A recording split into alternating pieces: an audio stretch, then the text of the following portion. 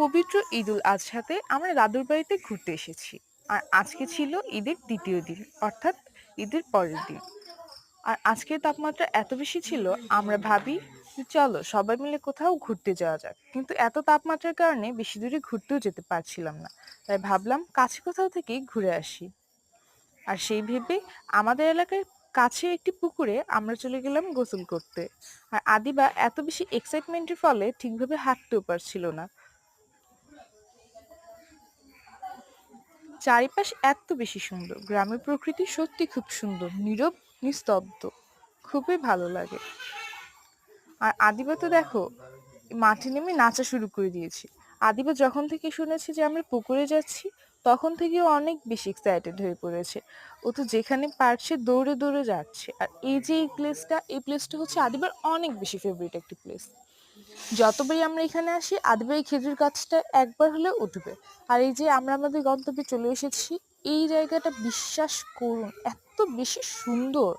চারিপাশে এত বেশি সুন্দর, চারিপাশে গাছপালা, ক্ষেত, মানে কি নেই জায়গাটায়, এত বেশি মনোরম দৃশ্য, খুবই সুন্দর একটি জায়গা। আর এই যে আদিবা, ও তো পুকুরে নেমে ঝাপাঝাপি করা শুরু করে দিয়েছে।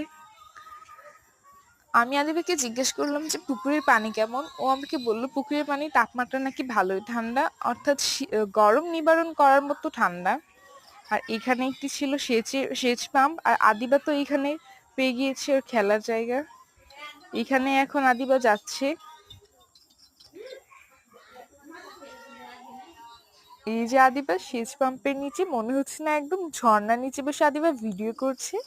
এই ভিডিও ক্লিপটা আমার খুব ভালো লেগেছে।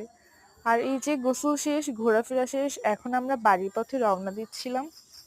আদিবা তো বেশ মজা পেয়েছে। আদিবার কাছে আমি জানতে চেয়েছিলাম যে ওর ফিলিংস কেমন এই এত ঘোরাফেরা করে, এই পানিতে ঝাপাঝাপি করে। ও আমাকে বলেছে আপু আমার বেশ দারুণ লেগেছে, আমি আরো আসতে চাই এইভাবে। এখন গোসল শেষ, সবকিছু শেষ, এখন হচ্ছে আমরা বাড়ির উদ্দেশ্যে রওনা দিচ্ছি। তো আপনারা আমাদের ভিডিও লাস্ট অব্দি দেখার জন্য অনেক বেশি ধন্যবাদ। সাবস্ক্রাইব করতে কিন্তু একদমই ভুলবেন না, সাথে একটা